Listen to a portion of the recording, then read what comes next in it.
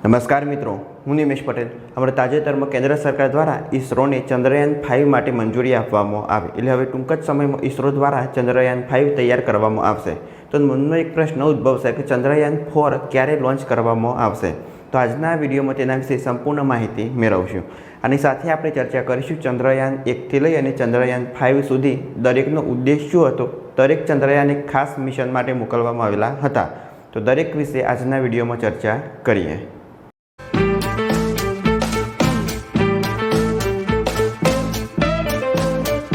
સૌથી પહેલાં આપણે માહિતી મેળવીએ તાજેતરમાં કેન્દ્ર સરકાર દ્વારા ઈસરોને ચંદ્રયાન 5ની મંજૂરી આપવામાં આવી તેના વિશે જોઈએ। કેન્દ્ર સરકારે એક મહત્વનો નિર્ણય લીધેલો છે, જેમાં કેન્દ્ર સરકારે ચંદ્રયાન 5 મિશનને મંજૂરી આપી હોવાનું ઈસરો પ્રમુખે જણાવ્યું છે। તો હવે ટૂંક જ સમયમાં ચંદ્રયાન 4 લોન્ચ કરવામાં આવશે। અંદાજે 2027માં ચંદ્રયાન 4 લોન્ચ કરવામાં આવશે। ઈસરોના અધ્યક્ષ વી નારાયણને આ જાણકારી આપી હતી। આ સાથે જ તે માહિતી પણ સામે આવી છે કે ચંદ્રયાન 4 મિશન ક્યાં સુધી લોન્ચ થશે, એટલે 2027માં તેને લોન્ચ કરવામાં આવશે। ઈસરોના ચેરમેન વી નારાયણે રવિવારે કહ્યું કે 3 દિવસ પહેલાં જ અમને ચંદ્રયાન 5 મિશન માટે મંજૂરી મળી ગઈ છે। અમે જાપાનના સહયોગથી આ મિશન પાર પાડીશું। એટલે ચંદ્રયાન 5 જે તૈયાર કરવામાં આવશે એમાં ઈસરો અને જાપાનની સ્પેસ એજન્સી બંને સાથે મળી અને કામ કરશે। તેમણે કહ્યું કે ભારતના ચંદ્રયાન 5 મિશન હેઠળ ચંદ્રની સપાટીનો અભ્યાસ કરવા માટે 250 કિલોગ્રામ વજનનો રોવર મોકલવામાં આવશે। એટલે આની આગળ જે ચંદ્રયાન 3 મોકલવામાં આવેલું હતું એમાં આ જે રોવર હતું એ રોવરનું વજન માત્ર 25 કિલોગ્રામ હતું। હવે આવનારા ચંદ્રયાન મિશનમાં એટલે ચંદ્રયાન 5માં આ જે રોવરનું વજન હશે 250 કિલોગ્રામનું રોવર ચંદ્ર પર મોકલવામાં આવશે અને ખાસ રીતના ચંદ્રનો અભ્યાસ કરવામાં આવશે। હવે આગળ આપણે વાત કરીએ ચંદ્રયાન 1 ક્યારે લોન્ચ કરવામાં આવ્યું તેની વિશે। આજના વિડીયોમાં આપણે દરેક ચંદ્રયાન વિશે અભ્યાસ કરીશું। ચંદ્રયાન 1 ભારતના ભૂતપૂર્વ વડાપ્રધાન અટલ બિહારી વાજપેયીએ ચંદ્રયાન 1ના પ્રોજેક્ટની જાહેરાત કરી હતી। વડાપ્રધાન મનમોહન સિંહના કાર્યકાળ દરમિયાન 22 ઓક્ટોબર 2008ના રોજ સતીશ ધવન સ્પેસ સેન્ટરથી ઈસરો એટલે કે ઇન્ડિયન સ્પેસ રિસર્ચ ઓર્ગેનાઇઝેશનના 44.4 મીટર ઊંચા PSLV-C11 લોન્ચ વ્હીકલનો ઉપયોગ કરી અને ચંદ્રયાન 1 લોન્ચ કરવામાં આવેલું હતું। 22 ઓક્ટોબર 2008ના દિવસે ચંદ્રયાન 1 લોન્ચ કરવામાં આવેલું અને આ મિશન 2 વર્ષ સુધી કાર્યરત રહેવાની અપેક્ષા હતી। જો કે 28 ઓગસ્ટ 2009ના રોજ લગભગ 20 UTCના રોજ અવકાશયાન સાથેનો સંપર્ક અચાનક તૂટી ગયો અને પ્રોબ 312 દિવસ સુધી કાર્યરત રહેશે અને 2012ના અંત સુધી ચંદ્રની સપાટી સાથે અથડાશે તેવી અપેક્ષા હતી। એટલે અહીં આગળ અપેક્ષા એવી હતી કે 2 વર્ષ સુધી આની સાથે સંપર્ક જોડાયેલો રહેશે, પણ તે 28 ઓગસ્ટ 2009ના રોજ ઈસરોના સંપર્કથી વિહીન થઈ ગયું અને તે 312 દિવસ સુધી કાર્યરત રહેશે અને 2012ના અંતમાં ચંદ્ર સાથે અથડાશે। પણ જો કે 2016માં હજુ પણ તે ભ્રમણ કક્ષામાં હોવાનું જાણવા મળ્યું છે। 14 નવેમ્બર 2008ના રોજ Chandrayaan impact probe Chandrayaan orbiter 1436 UTC પર અલગ થયું અને નિયંત્રણ રીતે દક્ષિણ ધ્રુવ પર અથડાયું અને જે જગ્યાએ ટકરાયું તેનું નામ આપવામાં આવ્યું જવાહર પોઈન્ટ।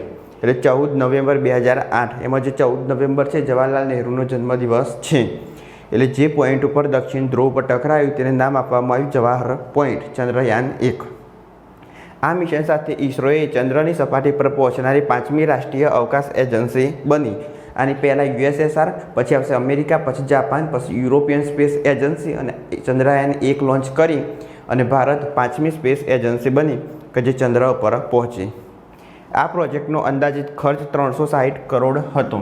અહીં આગળ ઈસરોનો આ મિશન જે હોય મિશન ખાસ મિશન એટલા માટે હોય છે કે જે વિદેશી સ્પેસ એજન્સીઓનું જે બજેટ હોય એના કરતાં પણ ઓછા બજેટમાં એમના જેટલી જ સફળતા મેળવવામાં આવે છે। તેનો હેતુ ચંદ્રની સપાટીથી 2 વર્ષથી વધુ સમય માટે સર્વેક્ષણ કરવાનો હતો, જેથી સપાટી પરની રાસાયણિક રચના અને તેની ત્રિપરિમાણીય ભૂગોળનો સંપૂર્ણ નકશો તૈયાર કરી શકાય। એટલે 2 વર્ષના મિશન માટે તૈયાર કરવામાં આવેલું હતું, પણ 28 ઓગસ્ટ 2009 એનો સંપર્ક તૂટી ગયો અને તે 312 દિવસ પછી 2012ના અંતમાં ચંદ્રની સપાટી અથડાશે તેવી અપેક્ષા હતી। હવે વાત કરીએ આગળ ચંદ્રયાન 2। 22 જુલાઈ 2019ના રોજ ઈસરોએ ચંદ્રયાન 2ની લોન્ચ વ્હીકલ માર્ક 3 LV-M3 પર લોન્ચ કર્યું, જેમાં ઓર્બિટર, લેન્ડર અને રોવરનો સમાવેશ થાય છે। એટલે ચંદ્રયાન 3માં જે રોવર હતું એનું વજન હતું 25 કિલોગ્રામ। લેન્ડરને પ્રજ્ઞાન રોવરને તૈનાત કરવા માટે 6 સપ્ટેમ્બર 2019ના રોજ ચંદ્રની સપાટી પર સ્પષ્ટ કરવાનું હતું. એટલે 6 સપ્ટેમ્બર 2019ના રોજ એને ચંદ્ર પર મોકલી દેવાનું હતું. ચંદ્રના દક્ષિણ ધ્રુવ પાસે ઉતરાણ કરવાનો પ્રયાસ કરતી વખતે લેન્ડરને મિશન કંટ્રોલ સાથેનો સંપર્ક તૂટી ગયો, તેના ઇચ્છિત માર્ગથી ભટકાઈ ગયો અને ક્રેશ થયું. આપણે જાણીએ છીએ એ પ્રમાણે ચંદ્રયાન 2 મિશન ફેલ રહેલું હતું. એટલે જ્યારે જે ચંદ્રની સપાટી પર ઉતરવા ગયું એ જ સમયે એનો સંપર્ક તૂટી ગયો અને ચંદ્રની સપાટી પર એ ક્રેશ થયેલું હતું.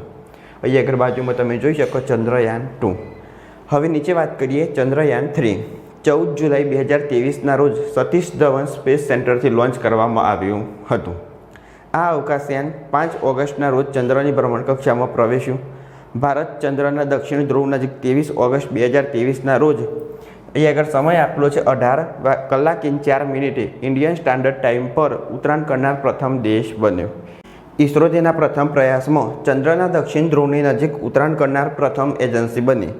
ઉતરાણ સ્થળ શિવશક્તિ બિંદુ તરીકે ઓળખાયું. એટલે એ આગળ ચંદ્રના દક્ષિણ બિંદુ પર કોઈ ઉતરેલું હોય તેવી સ્પેસ એજન્સીમાં ઇસરો પ્રથમ નંબરે છે. એટલે ભારત ચંદ્રની દક્ષિણ પર પ્રથમ વખત ઉતરનાર એજન્સી બન્યું. આની પહેલાં આપણે જોઈએ તો યુએસએસઆર, નાસા અને CNSA.